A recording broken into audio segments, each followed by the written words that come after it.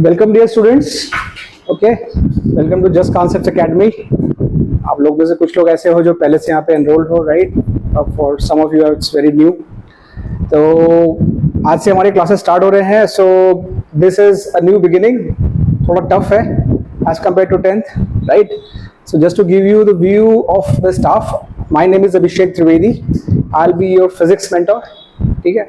After this class, we'll be having a math class, and that name of the sir is Abhishek Chakravarti. ठीक है? So we both are IITians, right?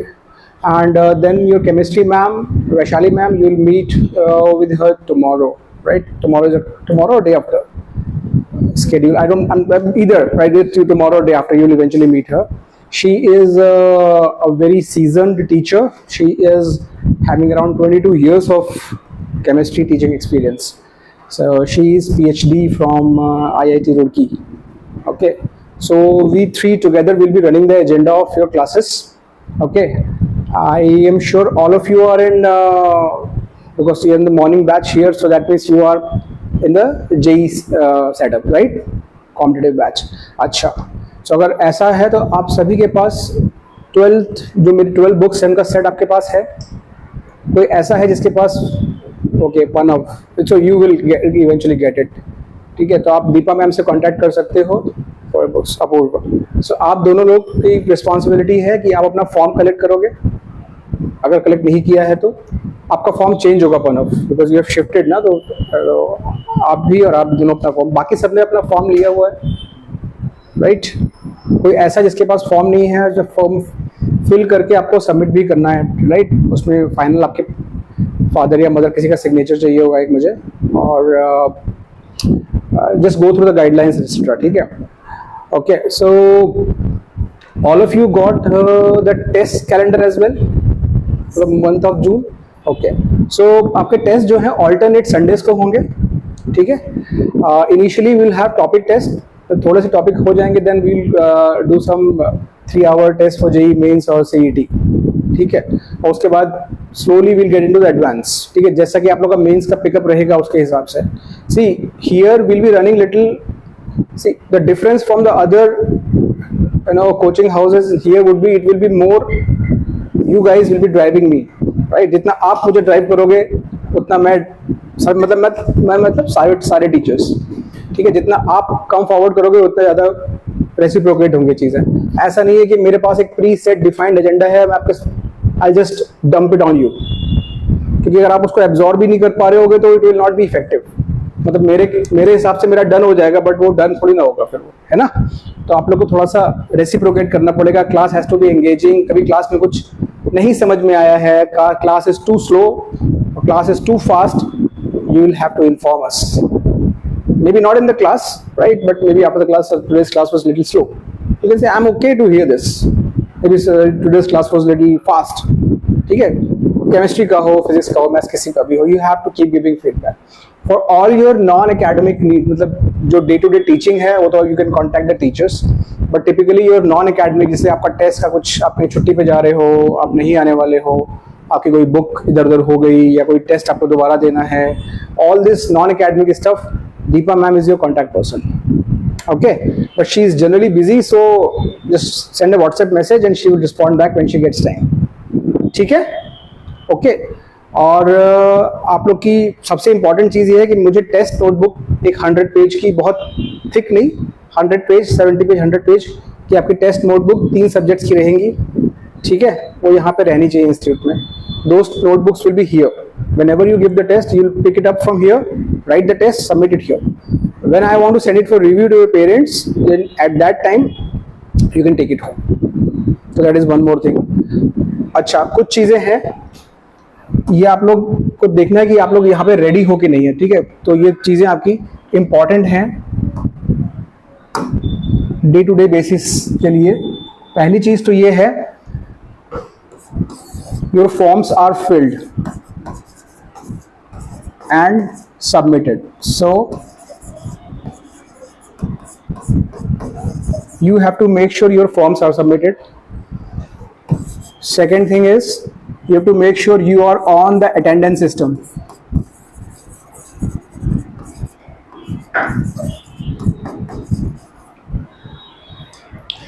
Importance क्या है, अगर आप attendance system पे नहीं हो तो आपकी अटेंडेंस ट्रैक ही नहीं होगी।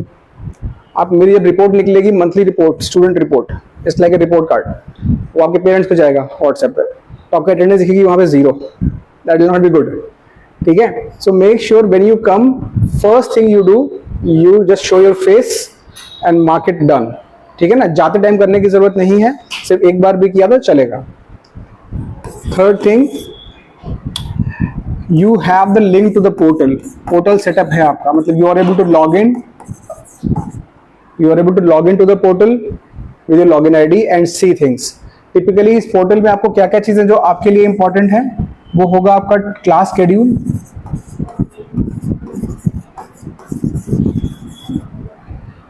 your class schedule you will see।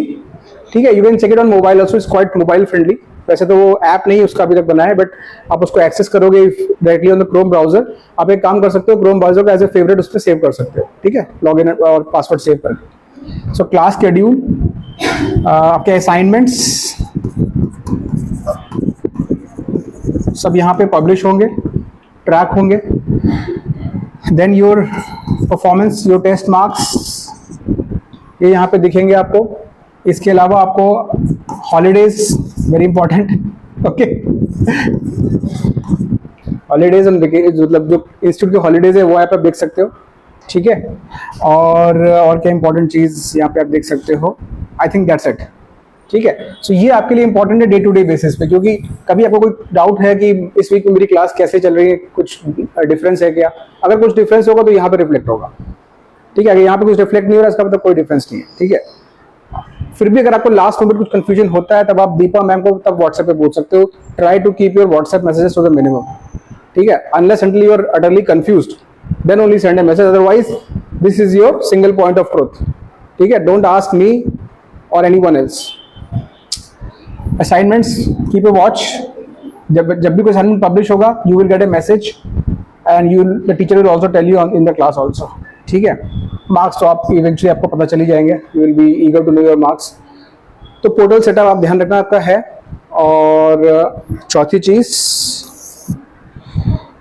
Your test notebooks are here, institute में होनी चाहिए। ठीक है, ये चारों चीजें आपकी डन रहनी चाहिए किसी भी मोमेंट पर। ठीक है, classes, this time I am planning to record all the classes. Reason being is some of the students who should be enrolled but they are outside Pune or outside India, will come eventually, right? So इसलिए classes record होंगी और ये channel पे publish हो जाएंगे। Please subscribe to the channel. ठीक है, वो सारा मटेरियल वहीं पे पब्लिश होगा। तो that is your also another area where you can go and check what has been uploaded, कौन सा वीडियो है, क्या है, study material and all that. ठीक, ओके। बाकी आपको कुछ भी डाउट है आप दीपा मैम से कभी भी पूछ सकते हो। ठीक है, ओके। क्लास शार्प हमारी 10:45 स्टार्ट होने वाली है, तो आप लोग कोशिश करो कि try to be here by 10:40। ठीक है, 10:40 तक आप टारगेट करोगे तो 10:45 तक पहुंच ही जाओगे। If I see regularly you are coming late then I definitely have a discussion with you, है ना? ओके, चलो। सो आप सबने कंफर्म किया है कि वीडियो आपने देख लिया, ठीक है, आपको समझ में भी आ गया है। ठीक है, चलो। तो हम लोग क्लास यही आज मैंने क्यों भेजा है वो, क्योंकि आज उसकी जरूरत पड़ने वाली है। अच्छा, एक चीज और बता दूं मैं आपको बिफोर वी स्टार्ट, ये वीडियोस मैं क्यों पब्लिश कर रहा हूँ। Understand one thing dear, we are on a very tight schedule. 11th is a very very very squeezed kind of schedule. अभी आपके स्कूल में भी सिलेबस स्टार्ट होता है ना, वो ऐसे करते हैं। किसी भी कोचिंग में जाओगे आप तो एकदम फायर फाइटिंग वाले मोड पे एकदम चालू रहता है। हमारे साथ भी ऐसे ही रहेगा कुछ। तो अगर आप पीछे रह गए तो प्रॉब्लम होगी। So you have to run with me, run with the institute. Okay, वहां पे टाइम सेव करने के लिए थोड़ा मैंने, जैसे आपका फर्स्ट चैप्टर है पूरा, उसमें डायमेंशंस हैं, एरर एनालिसिस है और यूनिट्स एंड ऑल दैट है, राइट? इजी चैप्टर है, वो मैं स्मॉल वीडियोस में पब्लिश करता रहूंगा, आपको टाइम टाइम बताता रहूंगा और वो आप करते रहना। ठीक है, रीजन क्या है कि अगर हम यहाँ क्लास में करेंगे तो उसमें एक तो ईजी टॉपिक है और टाइम बहुत कंज्यूम हो जाएगा।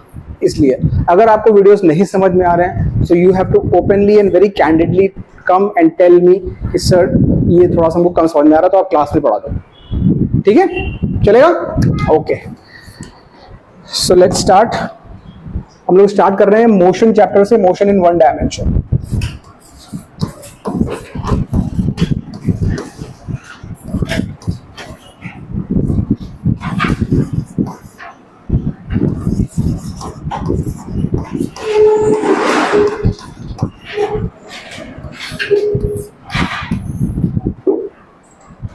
Okay.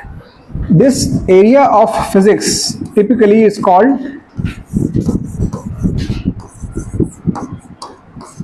kinematics. What is kinematics? काइना का मतलब होता है, कुछ लोगों को ऑलरेडी पता होगा, रिपीट फॉर देम। काइना का मतलब होता है मोशन और मैटिक्स का मतलब होता है measurement.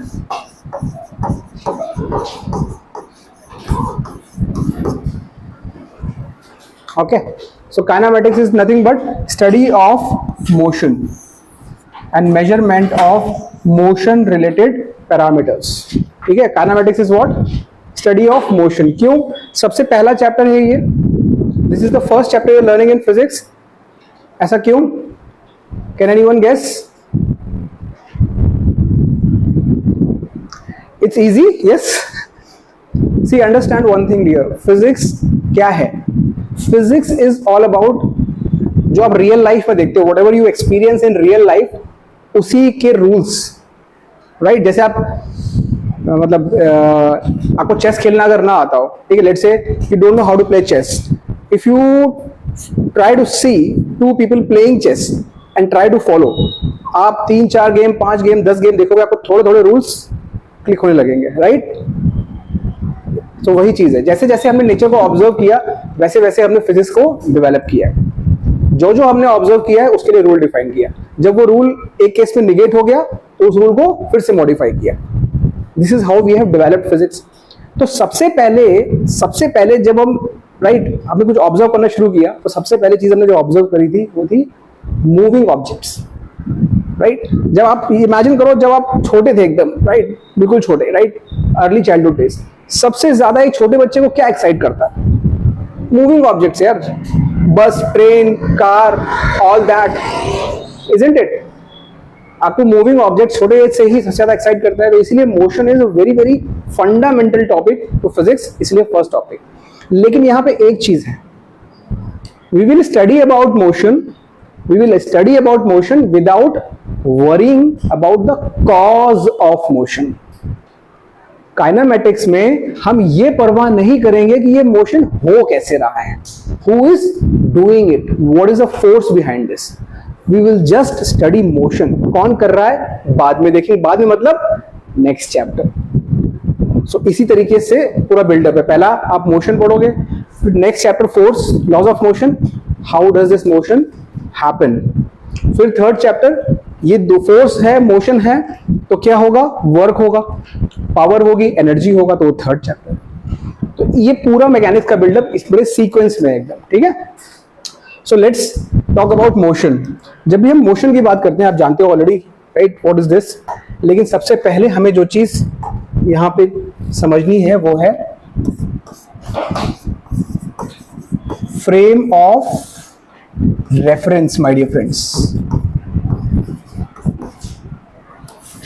Frame of reference. What is this? This is nothing but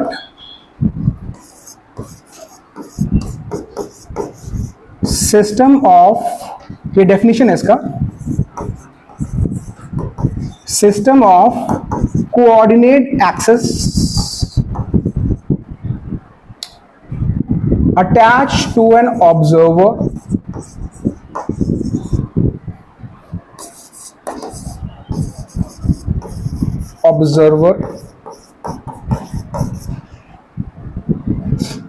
who has a clock.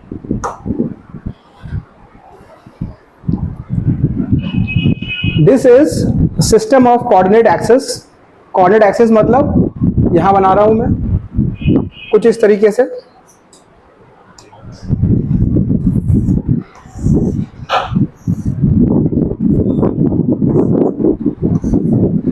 X axis, Y axis, Z axis.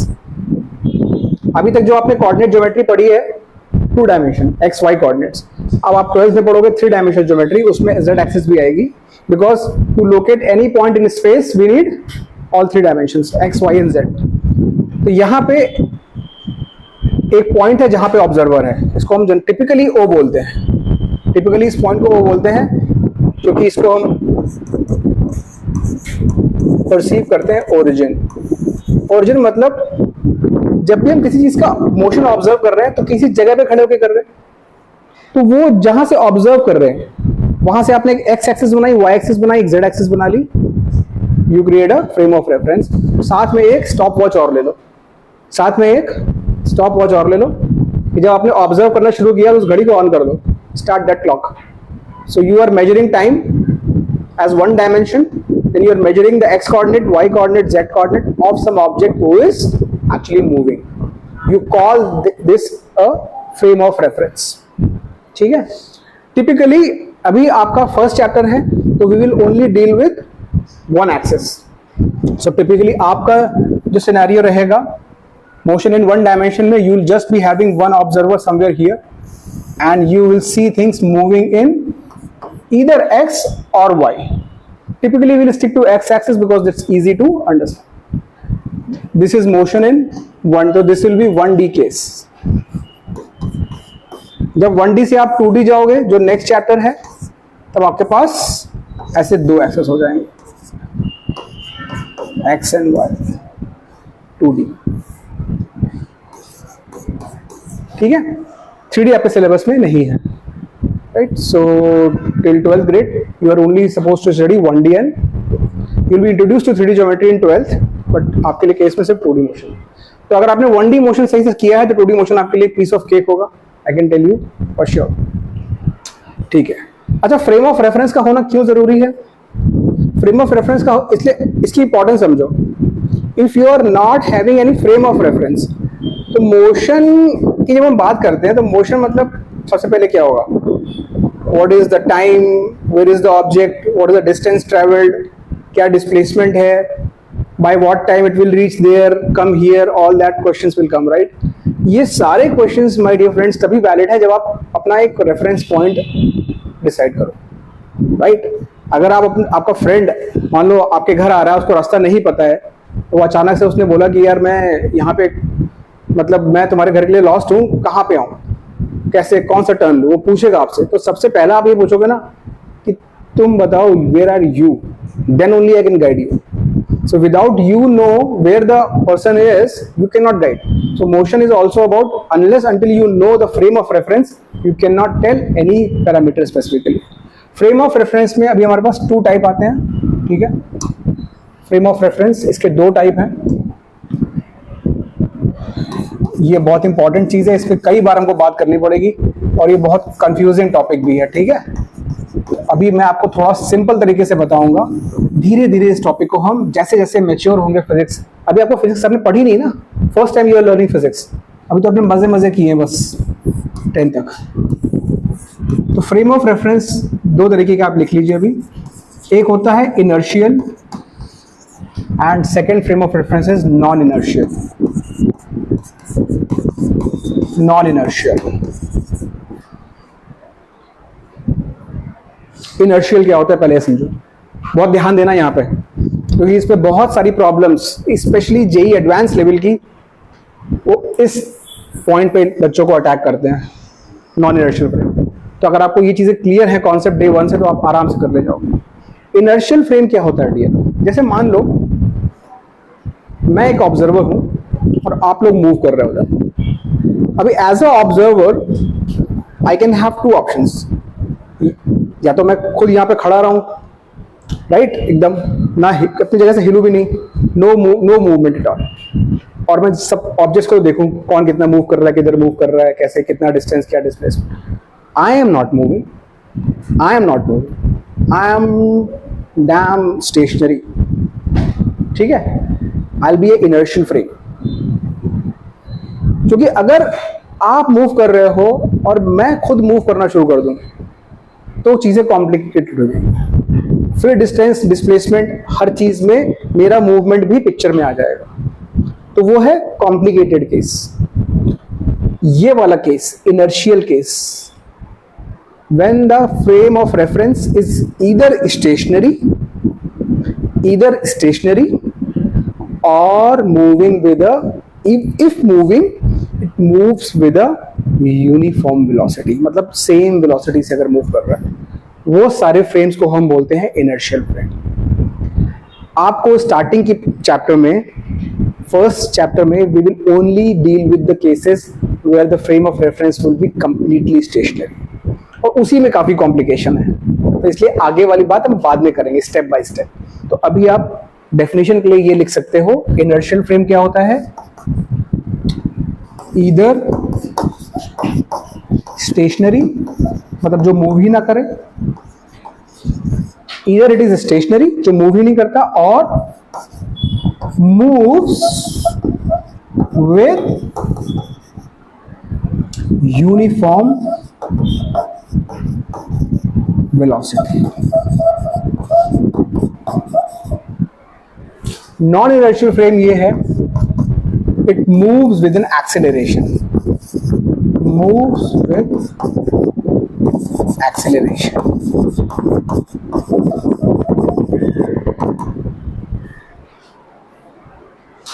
तो इसकी बात तो हम बाद में करेंगे, जब थोड़ा laws of motion second chapter के एंड में जाएंगे, तब इन प्रॉब्लम्स को डील करेंगे। मतलब इसमें क्या होगा, ऑब्जर्वर खुद भी एक एक्सेलरेशन में होगा। एक नॉन इनर्शियल फ्रेम का एग्जांपल देता हूं आपको, ताकि आप लोग रिलेट कर पाओ, बाकी रिलेट कर पाओ। इनर्शियल तो समझ गए आप, रुका हुआ कोई भी चीज, ठीक है, इजी है। नॉन इनर्शियल का एग्जांपल दे रहा हूं। मान लो आप एक लिफ्ट में हो, क्लासिक एग्जांपल है, आप एक लिफ्ट में हो, एलिवेटर में हो जो नीचे आ रही है, ठीक है, एक एलिवेटर में हो, आप नीचे आ रहे हो, उस समय आप बॉल उछालो, आपके हाथ में बॉल है, आप बॉल को उछालो और बॉल का मूवमेंट ऑब्जर्व करो। That time my dear friend you are in non inertial frame, क्योंकि आप खुद भी एक्सेलरेशन से नीचे आ रहे हो और बॉल को ऑब्जर्व कर रहे हो। आपका ऑब्जर्वेशन जमीन पे बैठे हुए बंदे के ऑब्जर्वेशन से काफी अलग होगा। जो बॉल का एक्सेलरेशन आप ऑब्जर्व करोगे और जो जमीन पे बैठा हुआ बंदा ऑब्जर्व करेगा, उसमें जमीन आसमान का अंतर होगा, राइट। तो इस तरीके की प्रॉब्लम जब भी आपके रास्ते में आएंगी, स्पेशली जेईई एडवांस लेवल में आएंगी, जब वो फ्रेम ऑफ रेफरेंस को भी एक एक्सेलरेशन से मूव कराएंगे, तो समझ जाना कि इस बंदे ने मुझे इस कॉन्सेप्ट पे हिट किया है। ये frame of reference non inertial है, तो नॉन इनर्शियल कॉन्सेप्ट लगेगा, लेकिन इसको डिटेल में हम बाद में पढ़ेंगे। आपको फील आ गया नॉन इनर्शियल फ्रेम क्या है, ठीक। तो ये हमने समझ लिया फ्रेम ऑफ रेफरेंस, ठीक है। फ्रेम ऑफ रेफरेंस के बाद सबसे पहली चीज जो हम समझते हैं वो है, मैं ज्यादा टाइम इस पे स्पेंड नहीं कर रहा हूं, क्योंकि eventually these things will slowly आप पकड़ोगे ना कि फ्रेम ऑफ रेफरेंस की इंपॉर्टेंस क्या है। अभी मैं बता के इसमें आधे घंटे का लेक्चर दूंगा, आपको फील नहीं आएगा। सबसे पहले चीज हम समझेंगे, आप समझ चुके हो पहले भी, जब भी कोई चीज मूव करती है तो हम दो चीजों में बड़े इंपॉर्टेंट वो रखते हैं इंटरेस्ट, उसकी डिस्टेंस कितनी है या फिर उसका डिस्प्लेसमेंट कितना है। These are the two motion parameters you will be interested in knowing a lot. Distance moved by an object and displacement of an object. ठीक है, कोई भी ऑब्जेक्ट अगर मूव कर रहा है तो आपका इंटरेस्ट क्या है, डिस्टेंस। डिस्टेंस को डिफाइन कैसे कर रहे हैं, it is the length, probably you already know this, तो मैं थोड़ा फास्ट जाऊंगा। Length of path, length of path traversed, ठीक है, लेंथ ऑफ पाथ ट्रेवर्स्ड मतलब क्या, अगर एक ऑब्जेक्ट यहाँ पे है ए पे, ये ऐसे ऐसे करके आ रहा है यहाँ पे बी पे, ठीक है। So you take a thread, उस थ्रेड को इस पे आप ट्रेस करो और उस थ्रेड को मेजर कर लो। क्या किया आपने, इस पूरे ट्रैक को आपने मेजर किया, तो दिस ट्रैक ऐसे ऐसे ऐसे, right. Let's call this A, C, D. So this track, length of this track, length of this track or path, this is your distance. Displacement क्या है, इसी एग्जाम्पल में देखते हैं, इसी एग्जाम्पल में डिस्प्लेसमेंट क्या होगा। This is A, this is B. Your object moved from A to B following this track. Clear? Now you're interested in displacement. Displacement, my dear friend, would be very simple. You join these 2 points with a straight line. Join your initial point. This is your initial point, initial position, and this is your final position. इन दोनों points को आप straight line से join करो, that is your displacement, right? So this is nothing but straight line AB. उसकी definition क्या होगी? Yes, shortest distance और straight line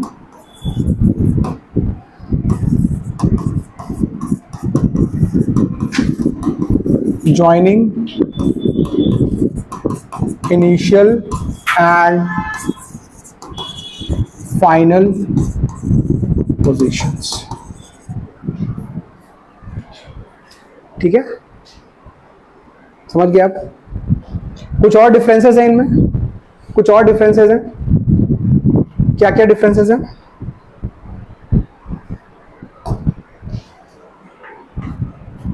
ये है डिस्टेंस एंड ये है displacement.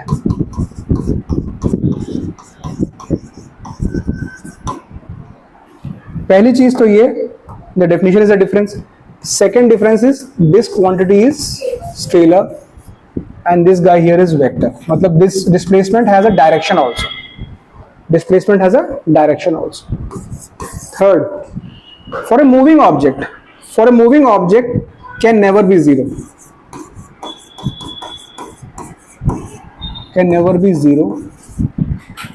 Or negative. For a moving object, distance can never be zero or negative. मतलब जब से आप पैदा हुए हो और चलना सीखा है आपने, राइट, तब से आपकी डिस्टेंस सिर्फ इंक्रीज हो रही है. Travel distance it always increases, right? मैं भी 4 कदम चल गया, मेरी डिस्टेंस ट्रैवल इंक्रीज कर गई, राइट? बट डिस्प्लेसमेंट जो है, it can be zero also और नेगेटिव. नेगेटिव कब होगा हम बात करेंगे अभी, बट जीरो तो आप समझ सकते हो. जीरो कब होगा? When you come back to your original location, right? Then it is zero. ठीक है, एक डिफरेंस नहीं, इसको ऐसे रूल की याद रखो.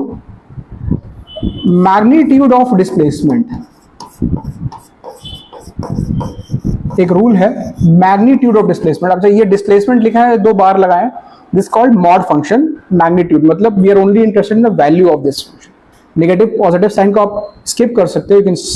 जैसे -3 है तो अगर मॉड लगा दिया तो मतलब ये 3 हो जाएगा, right? So the magnitude of displacement will always be less than or equal to distance. कभी आप क्वेश्चंस कर रहे हो, बड़ा हेल्पफुल होता है ये. मान लो कुछ आपने कैलकुलेशन मिस्टेक करी, कभी आप क्वेश्चन कर रहे हो, आपने देखा कि मेरा डिस्प्लेसमेंट जो है डिस्टेंस से ज्यादा आ गया. If you ever encounter your distance is more, sorry, displacement is more than distance traveled, right? ये चीज ज्यादा आ गई अगर, तो आप समझ जाओ आपने कुछ गड़बड़ करी है. ये डिस्प्लेसमेंट कभी ज्यादा नहीं आ सकता, ठीक है? अगर ऐसा है तो अगर कोई रेशियो में डिफाइन करूं, ऐसा अगर डिस्प्लेसमेंट वर्सेस डिस्टेंस, तो इस रेशियो के बारे में कुछ बोल सकते हैं? ये 1 से बड़ा होगा, 1 से छोटा होगा, क्या होगा? It will always be less than or equal to 1. Can anyone tell me when the displacement and distance will be equal? Object is moving in a straight line, right? Without taking any turn, without taking any U-turn or turn, whatever, right? If you move in a straight line without taking any turn, then both these things will be exactly same. ठीक है? चलो कुछ examples करते हैं अभी इसके. कुछ examples करते हैं. ये नोट कर लिया आप लोगों ने? फटाफट करेंगे एग्जांपल्स. क्लास के रनिंग नोट्स प्लीज देते रहना मेरा. Don't leave these notes. Few examples. Example 1. An object is traveling like this. From point A, it goes to point B. From B, it goes to point C. From C, it comes to point E. ठीक है? Let's say this distance is 1 meter. This is also 1. This is a square of side 1 meter. And E is the midpoint.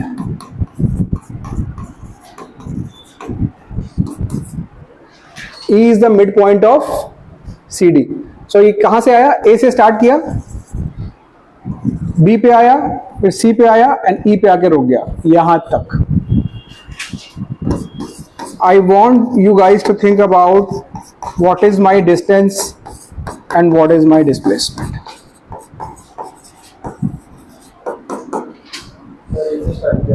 A से start किया. Motion starts with A, B, C and E. ठीक है?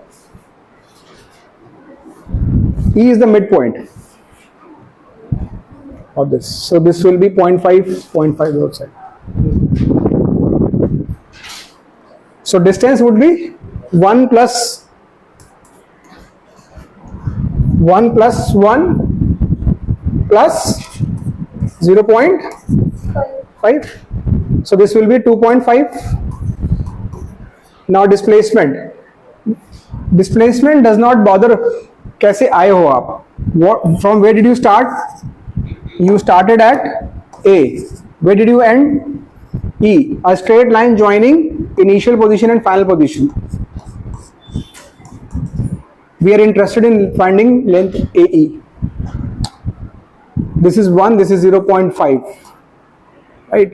So this will be, Pythagoras लगाओगे 90 degree angle है. So AE square would be AD square plus DE square. So AD square is 1, D is 1 by 2, which is 1 by 4. So this will be 5 by 4. That is AE square. So that means AE would be root 5 over. ठीक है? Clear? Easy enough, right? जी हाँ, all of you, ठीक है ना? AD square plus D square किया, Pythagoras लगाया, ये 1 square हुआ ये. अब डेसिमल्स इतना याद रखो लाइफ में ना, when you are in now grade 11 and you are focused for competitive exams, my dear friends, so one word of advice: try to stay away from decimals as long as you can. Okay, work in fractions. Last में जब MCQ के options देखने वो decimals में दिए हो तभी convert करना, वरना डेसिमल्स में जाना ही मत, unless until it is very very obvious choice. ठीक है? एंड आप देखोगे अभी जितने भी आपके ऑप्शंस आएंगे, चीजें, things will be more easier in terms of calculation. No one will ask you to unnecessarily bother about calculations. So your options would be in terms, mostly in terms of root 5, root 3 and all that. So do not try to go in the direction of decimals unless until required. So this is your answer. ठीक है? This is example 1, distance and displacement. Example 2 करेंगे अभी हम.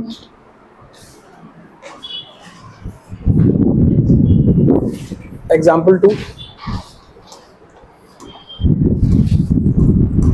ये बहुत easy है. Object is moving in a semicircular path.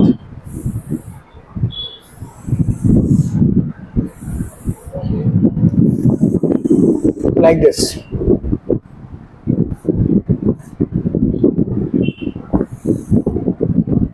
Semicircular path. This is center O. Object starts from A, goes to C and comes to B. ठीक है? Let's say the radius is 7 meter. This is 7 meters. Tell me the distance and displacement.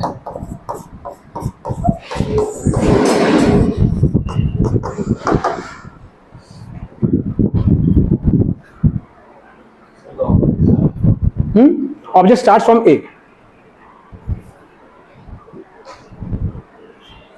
and reaches B like this.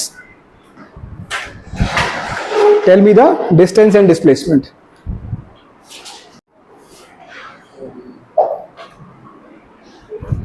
Easy? Distance would be half of the circumference, right? So that will be pi r. Pi into r, 2 pi r is the complete. So half circumference is pi r. So this is 22 by 7 into 7. So just 22. Displacement would be 14. Right? Easy? Next example.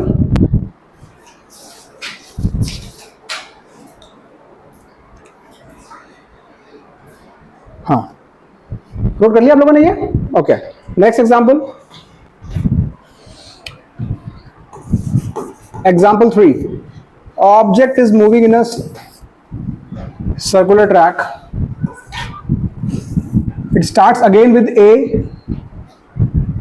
From A it comes like this and finally stops at B. Finally stops at B. This is again 7 meters. The radius is again 7 meters. Object starts with A and stops at B. Question remains same. Distance and displacement.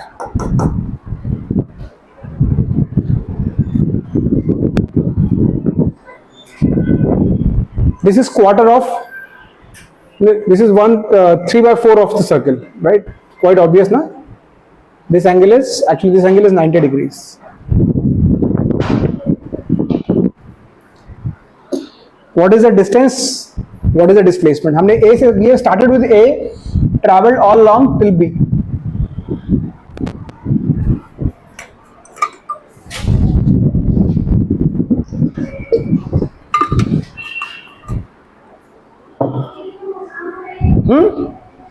ठीक है. So distance would be, this is 1/4, 1/4, 1/4, 3/4 of the circumference. So 3/4 of 2 pi r, 3/4 of 2 pi r, and this displacement would be, you join this with a straight line, because you're only concerned with the initial and final position. Join that with a straight line. This is 7, so ये भी तो 7 ही होगा. This is also radius, right? So this will come as 7 root. अरे यार 7 square plus 7 square है ना, 2√7, sorry 7√2. Okay, and can anyone tell me what is this coming out to be? 33. Okay, clear enough? चलो next question. Example 4. ऐसा XY coordinate system we have, ठीक है, and then object is traveling like this.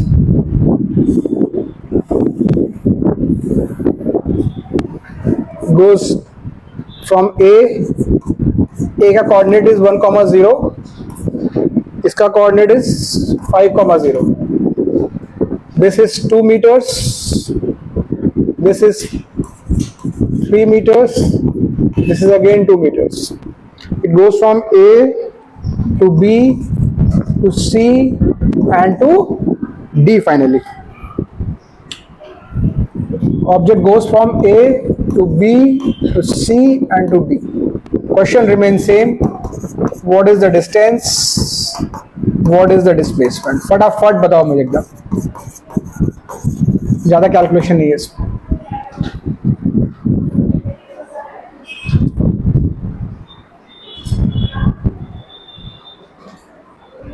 What is the distance and what is the displacement?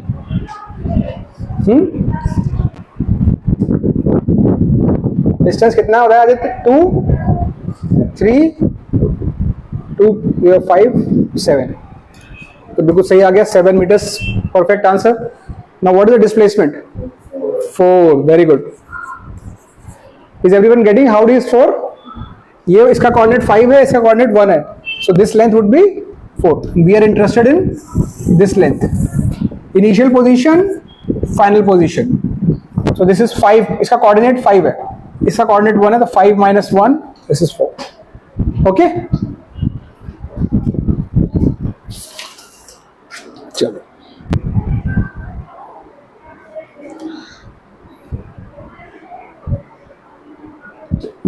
एक last example. You have noted this? Okay, last example. इसको please you, I am narrating this, write this problem. फटाफट थोड़ा लिखना, I will just be little fast. A farmer moves along the boundary. A farmer moves along the boundary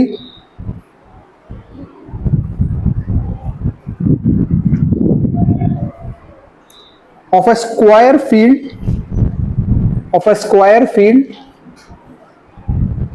of side 10 meter. A farmer moves along the boundary of a square field of side 10 meter in 40 seconds. Full stop. What is the displacement at the end of 2 minutes 20 seconds? What is the displacement at the end of 2 minutes 20 seconds? I'll repeat the problem once again. A farmer moves along the boundary of a square field of side 10 meter in 40 seconds. Full stop. What is the displacement at the end of 2 minutes 20 seconds? Right, the problem is like this. एक square field है हमारे पास, उसका boundary कुछ ऐसा है, ठीक है. This is field. Farmers, this is 10 meter, the side is 10 meter. This guy moves one round in 40 seconds. One round is completed in 40 seconds. So if he keeps on moving like this, we want to figure out the displacement in or after 2 minutes 20 seconds. 20. The correct answer is 10 root 2 dear. This is the correct answer. You have to first check कि कितने rounds complete होंगे, और जब time बचेगा उसके बाद उतने time में वो कहाँ जाएगा. फर्स्ट फिगर आउट कि इन 2 minutes 20 seconds how many seconds are there. 160 60 140, right. We have 140 seconds. अब 140 seconds में 40 के कितने हो गए? 140 किया, एक राउंड कंप्लीट हुआ. Another 40, he'll complete 2 rounds 80. Another 40, 3 rounds. Now this will be 120 seconds, right? So 3 rounds तो वो complete कर लेगा. Now he is only left with 20 seconds. So 20 seconds में how much he'll cover? Half of the round. So that means one round 40, another round 80, another round 120, and then half of round. मतलब last में वो position C पे रहेगा. उसकी final position will be at C. Initial position was A. So displacement doesn't bother how many rounds you have completed, right? It just bothers your final position. So this is 10, this is 10. Pythagoras will give you 10 root 2 meters. A square plus B square. Right? Okay, clear? चलो आगे बढ़ते हैं. Now the next parameter we're studying is called speed and साथ में velocity.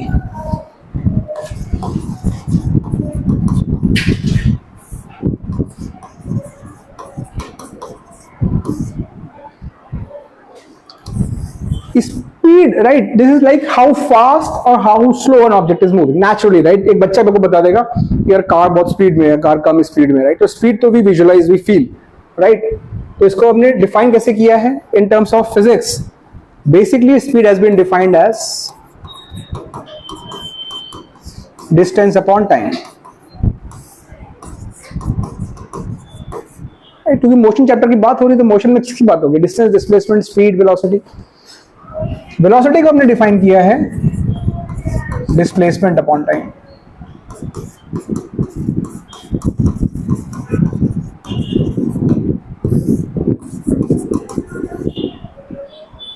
Again this can be zero, sorry can not be zero, can not be zero for a moving object. ना कोई stationery object है तो उसके बारे में बात नहीं कर रहे. Can not be zero, right. This can be zero or even or negative also, or negative. This is a scalar, थोड़ा फास्ट जा रहा हूं मैं अभी. This is a vector.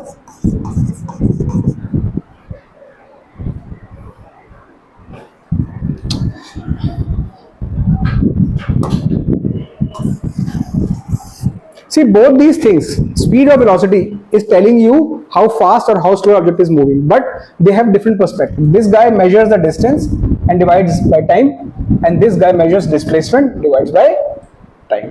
Okay, clear? Now this is very easily understood when you are grade 9, right? Very easily understood and very easily misunderstood. यार एक बात बताओ, जब आप सड़क पे चलते हो, जब कार में, राइट, यहाँ से मान लो पुणे जा रहे हो, सॉरी मुंबई जा रहे हो, राइट, मुंबई गए आप. So what is when you, किसी ने आपसे पूछा कि तुम्हारी स्पीड क्या थी ओवरऑल जर्नी में, ठीक है, तब क्या करते हो? डिस्टेंस मान लो ये 130 किलोमीटर्स, आपको लगे 3 आवर्स, तो आपने 3 आवर्स से डिवाइड कर दिया और वेरी इजिली यू टेल कि मेरी स्पीड कुछ ये है. But was this your speed all through out? Not, right? So typically when you're applying this formula, what kind of speed you are having? Your average speed. It is your average speed for the entire journey that you have been figuring out so far. So this formula is for actually average speed. अब यहां से थोड़ा next concept थोड़ा सा tricky हो रहा है, आप थोड़ा ध्यान देना, सोना मत कभी. Average speed, it is the total distance you travel in the context of the motion, total distance and total time.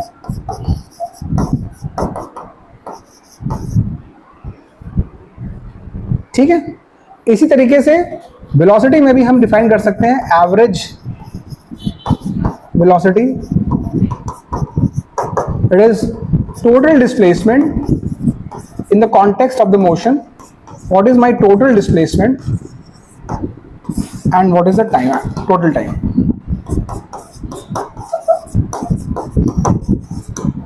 ठीक है. Now we have to understand another thing which is called instantaneous speed or instantaneous velocity.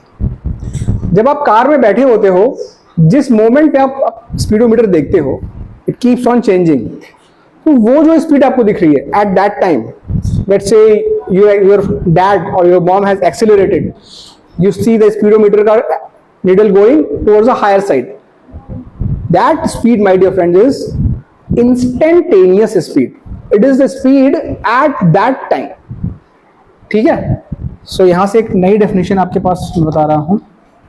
अब यहां थोड़ा सा calculus start हो जाएगी. Instantaneous speed,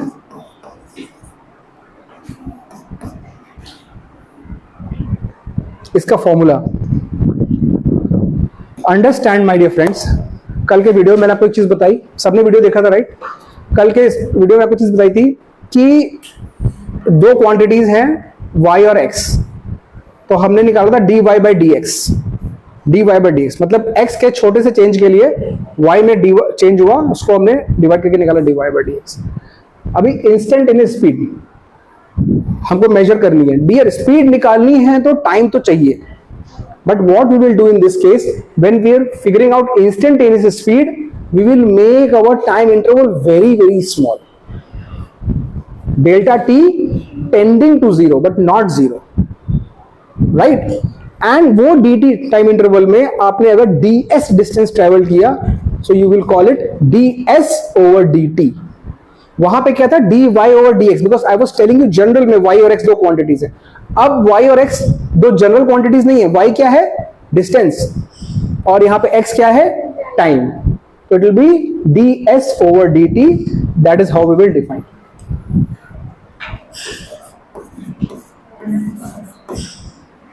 ds over dt, rate of change of distance with respect to time. इसमें time independent है क्या? Time is always independent. Yes, very good. Time is the independent variable, क्योंकि आप चलो ना चलो टाइम तो चल जाएगा। तो x एक्सिस पे टाइम रहेगा, राइट, और y एक्सिस पे डिस्टेंस। इसी तरीके से इंस्टेंटेनियस वेलोसिटी, इंस्टेंटेनियस वेलोसिटी, इसको हम टिपिकली अगर मान लो हम x डायरेक्शन में मूव कर रहे हैं, displacement, we have to take one direction ना। यहां तो क्या डिस्टेंस है, तो डिस्टेंस तो डायरेक्शन होती नहीं है, तो हमने s ले लिया। यहां पे या तो x कोऑर्डिनेट होगा, या y कोऑर्डिनेट होगा, या z कोऑर्डिनेट होगा। So typically motion in one dimension में इसको dx ओवर dt लिखते हैं, मतलब x का मतलब यहां पे डिस्प्लेसमेंट है, dx ओवर dt। ठीक है, अब देखो एक एग्जांपल करेंगे इसका।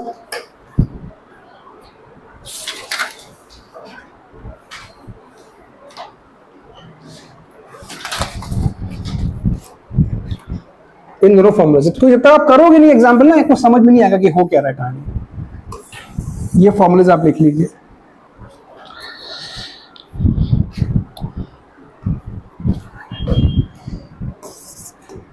एग्जांपल, सॉरी,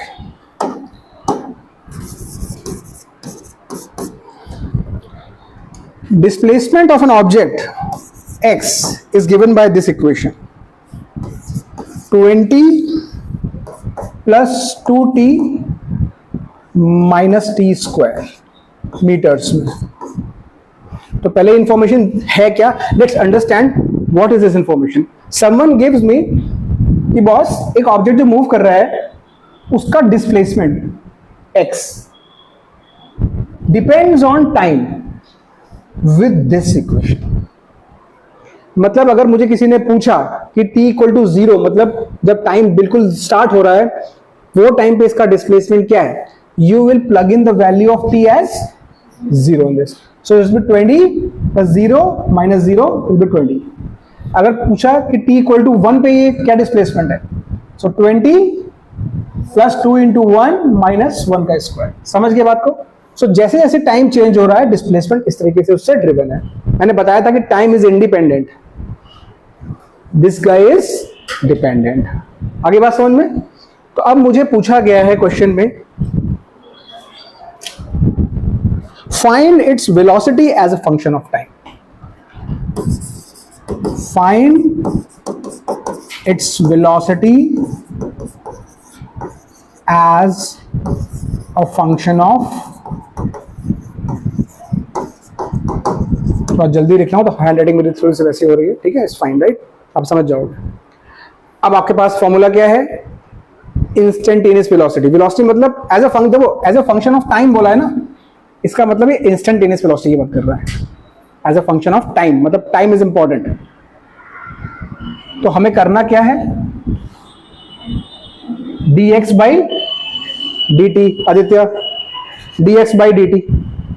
तो यहां से देखो x क्या है मेरा, 20 plus 2t minus T square. यहां से मुझे निकालना है dx बाई, मतलब v इज व्हाट, v इज व्हाट, dx बाई dt। अगर आपने कल का वीडियो फॉलो किया माय डियर फ्रेंड्स, तो ये प्लस माइनस है। प्लस माइनस में क्या होता है, आप इंडिविजुअली इनको डिफरेंशिएट करो, you will differentiate these numbers, these values, these terms individually. So 20 क्या है, एक कांस्टेंट है, तो constant 0, so this will be, first term हो गया 0, 2t तो अगर 2, क्योंकि 2x का होता है 2, तो यहां पे क्या है t है, तो this will B plus 2 minus का 2t, एक्स स्क्वायर का 2x बताया था उसमें, यहाँ पे t है। देखो x का वैसे एक वेरिएबल था यार, और कुछ नहीं था, ठीक है, यहाँ पर टी स्क्वायर है तो 2t होगा।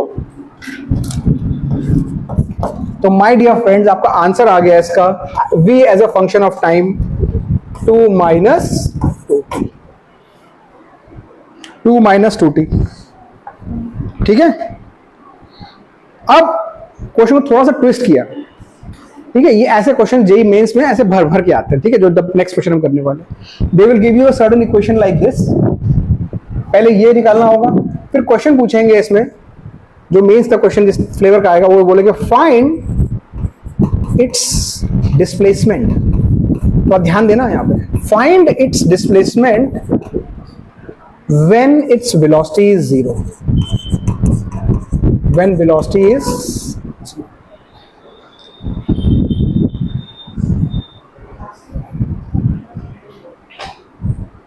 क्या करना है, हमको डिस्प्लेसमेंट कब चाहिए, जब वेलोसिटी 0 है। वेलोसिटी 0 कब होगी, जब ये चीज 0 होगी। तो इसका मतलब हमको 2 माइनस 2t को 0 करना है। तो यहां से t इक्वल टू 1 सेकेंड आ गया। अब इस टाइम पे डिस्प्लेसमेंट मतलब ये t इज इक्वल टू 1 को लेके हमको चिपकाना है इसमें, because this is the displacement equation. Understood, everyone? So first we figured out when is the velocity 0. उसके लिए क्या किया, उसके लिए what did we do? We made 2 minus 2t 0. We figure out t as 1, and now this t we plug in here. So figure out what will be the displacement when the velocity is 0. Clear?